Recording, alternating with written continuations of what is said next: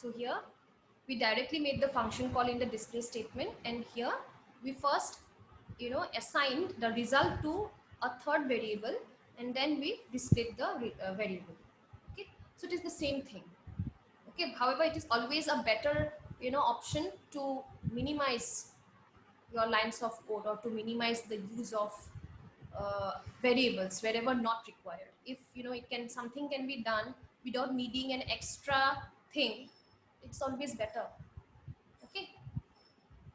Okay, now what do we have in the next? Okay, so here just remember this, I have written it, I have given the points here. There are two important things to understand about returning values. The type of data returned by a method must be compatible with the return type specified by the method. That with whatever I said, okay, whatever the data that will be returned by a function must be compatible with the return type of the function that you are using. And the second is the variable receiving the value, okay, returned by the method, such as in our example we had volume, okay, vol, must also be compatible with the return type specified for the method. Okay, so I have already spoken on this, so I have mentioned it here. Okay, next we start with a very important topic, which is constructors. We have been using this word very much, constructors. So what does a constructor do? A constructor constructs an object, simple as that. And what are the steps involved in construction? Okay, constructors will allocate some memory block for an object, that is number one. It will declare an object, that is number two. Third, it initializes an object. Is that fine? Constructor does three things.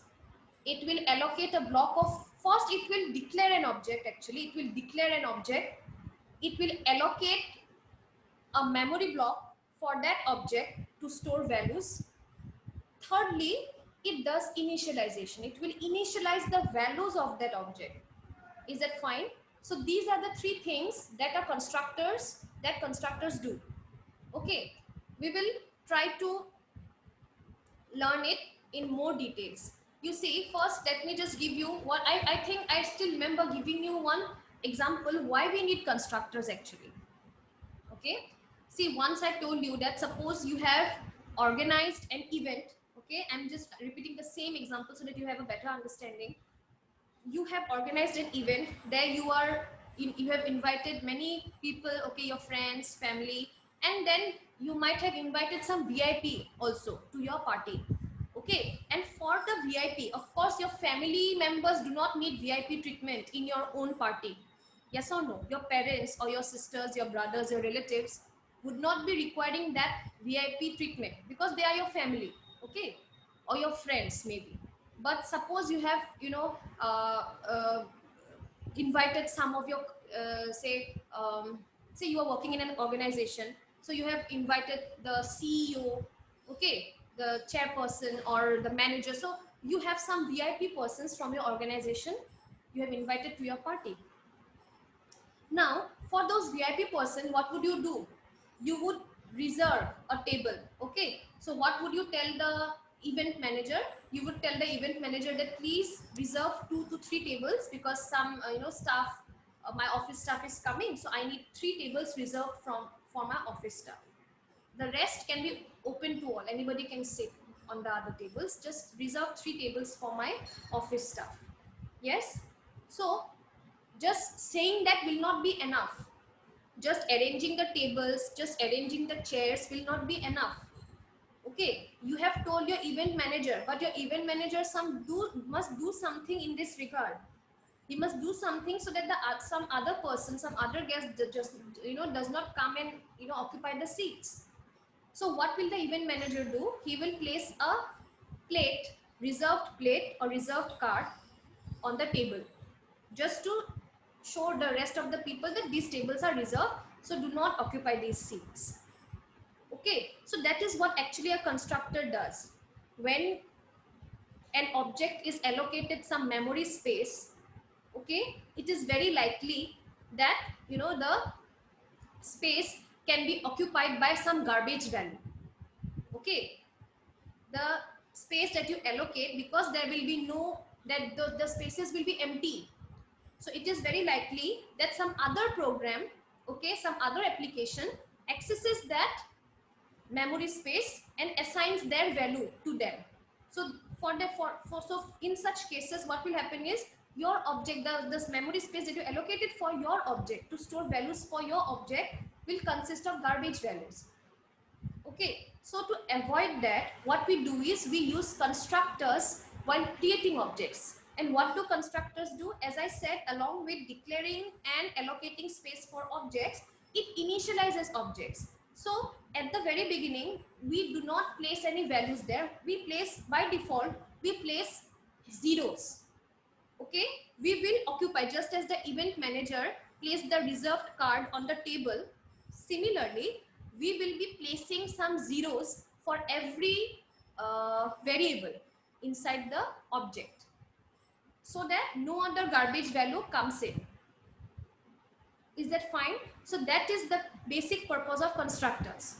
Okay, so by default, if you are not assigning any value while creating the object, you are using constructors to initialize the values with zeros. Okay, so this is what a constructor does. In our previous example, so here, if you look at one of our previous examples here, we have been using constructors all this while with the new operator. Okay, the new operator will create the object, but along with creation, the constructor will construct it. That means it will allocate the memory space and it will assign values to it. Okay, so here you see this constructor. So this, if you see constructors, so you must remember certain points regarding constructors. First is, constructors are just like functions. Okay, constructors are just like functions, and we write them like functions also. So just as we have a function name, okay, in this example, we have a function name followed by bracket, parenthesis. Yes. So even in here, we have a constructor followed by the parenthesis. So this is, constructors are always written like functions. Fine. Secondly, the constructor name must always be the same as the class name. So if you are creating an object of class box3, you have to use a constructor with the same name as box3. Is that clear? Constructor name must always be the same as the class name. Secondly, constructors are always written like functions. They are functions. Constructors are actually functions. However, you know, there's some similarity, there is some difference. Similarities, as I said, it is always written like a function. Okay, so it means it will also have a body, just like functions have a definition. Okay, they have a body inside which we write the statements that the function will perform. So likewise, constructors will also have a body inside which some statements will be written. Okay, so functions, constructors and functions are same in that manner. Okay, difference is, constructors never return anything. Constructors never return anything, never return values. Functions can return values. That is why functions have return types.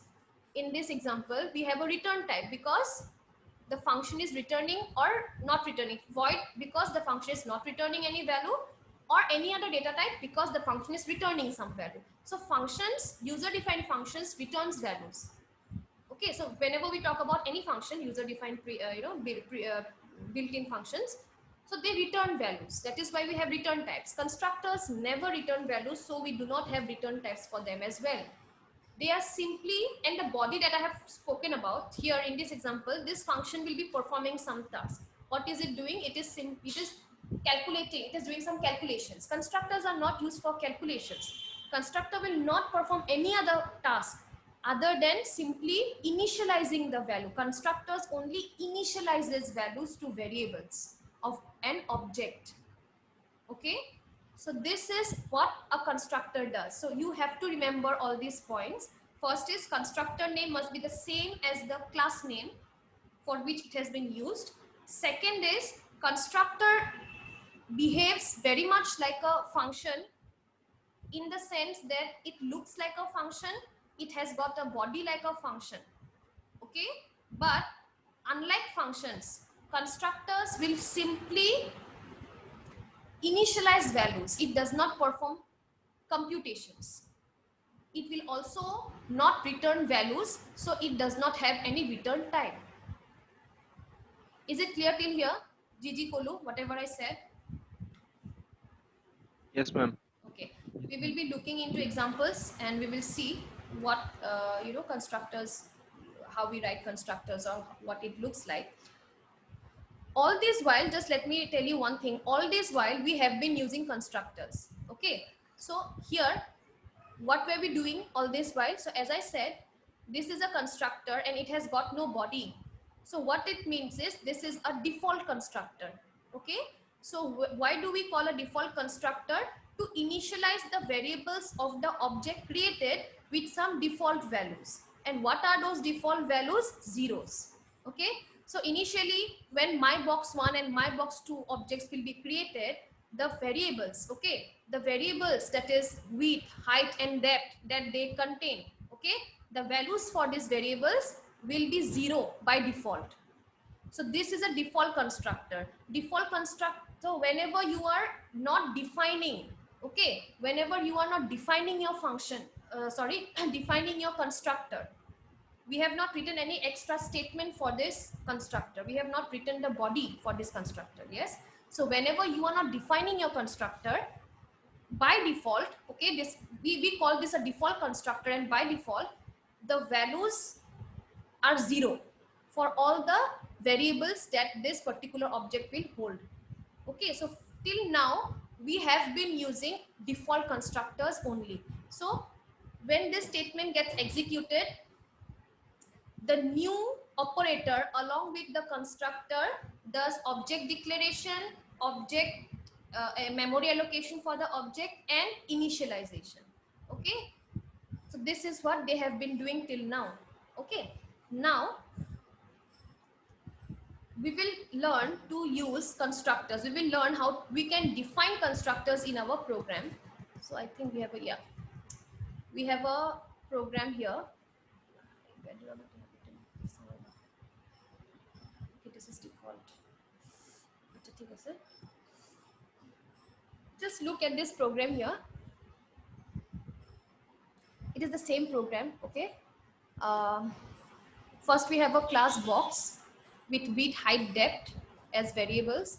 Just ignore this part. Okay, then we have a volume function method which will return the volume of the box. Okay, and then followed by this particular class, okay, box demo 6. What do we have is,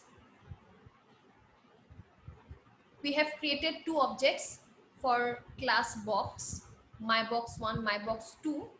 Okay, then for each of the boxes I will be calculating values. Okay, now as you can see, have I written any statements for initializing the values or reading values to those variables? Just as in the previous examples, just as in here, I wrote statements to assign values to the variables of the objects. Yes, so this was for box 1, this was for box 2. But here, directly after the object declaration, what do we have? We have the function call to display the volume of both the boxes. We do not have any variable declaration, we do not have any assignment statements here. We are not assigning any values here to the variables. So what have we done actually? You see, just as I said, okay, till now we have been using default constructor. Okay, so default, when you use default constructor, by default all the values will be 0 for your object.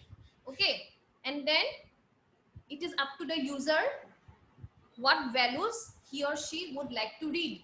and accordingly you will be assigning values to your objects. So that is why we had been using assignment statements. We had been assigning values to our objects, whether directly or whether at runtime by using scanner class. Okay, so all this while we had been writing different assignments, assigning values. We had statements for assigning values to our variables, but in this example we don't have any such statement because that has also been resolved by constructor. What we have done is, you see, when this when this will be called, okay, when this particular statement will be executed, of course the new operator will do its job. Okay, it will create the object. Then this will now, okay, the default constructor, we have been using this as a default constructor to assign zeros to all the variables of the objects. Now what will it do is, it will simply work as a function calling statement. Okay, so this box will now work as a function calling statement. It will simply call the function, it will simply call the constructor that we have defined in our program. And where is our constructor defined? In the box class. So we have this constructor inside the box class, that is this part. Okay, if you can see, this looks very much like an ordinary function. Okay, so initially, just in the previous examples, we did not have this, we simply had this. So this was acting as a default constructor, and then we wrote extra statements for assigning values. Now we are not writing extra statements for assigning values. What we have done is, we have defined this default constructor in our own way. Okay, we have defined it, we have written the definition for this particular default constructor. So here, when this will be executed, there will be a function called to this. That means this constructor will be called automatically when your object gets created. So when your control goes to this, what do we have here? We simply have, first we have a print statement which is constructing box. Then we have some values assigned to the variables of that object. Is it fine? So now when our object will be created, it will not be assigned with 0, but it will be directly assigned with these values 10, 10, 10. So here what do you observe? What can you observe from here? इसके आगे हम लोग क्या कर रहे थे? पहले हम लोग कंस्ट्रक्टर यूज करके 0 बिठा रहे थे, उसके बाद हम अलग से स्टेटमेंट्स लिख रहे थे ताकि हम लोग उन जीरोस को रिप्लेस करके कोई प्रॉपर वैल्यूज दे पाए हर एक वेरिएबल को, है ना? अभी हम लोगों ने दो काम एक ही बार में कर दिया. Along with the object creation, Yes, ma'am. we are assigning values and we are assigning non-zero values. That means we have defined our constructor here.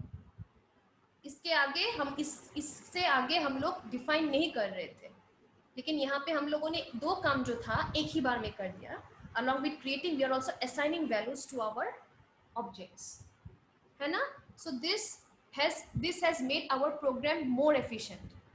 Okay, this has made our program more efficient. क्योंकि देखो, एक बात देखो, you can ask me that ma'am बात तो एक ही है, यहाँ पे भी हम इनिशियलाइज ही कर रहे हैं, वहाँ पे भी हम लोग इनिशियलाइज ही कर रहे थे अलग स्टेटमेंट्स लिख के.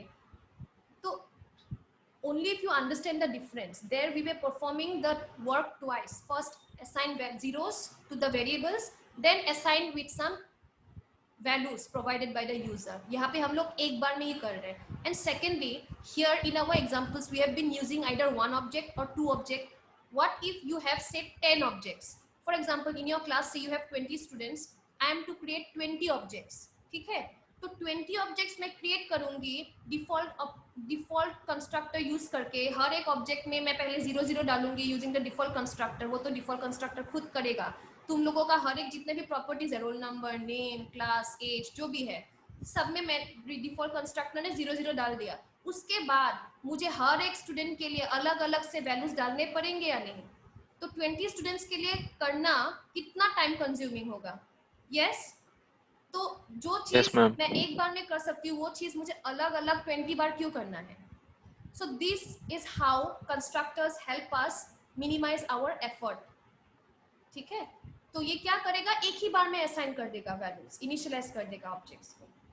हाँ, सो this is these are some of the advantages of using constructors, and it is a very good practice actually to use constructors, to define constructors or use constructors in our programs. So I hope this is clear. Any queries still here? Anyone? Ma'am,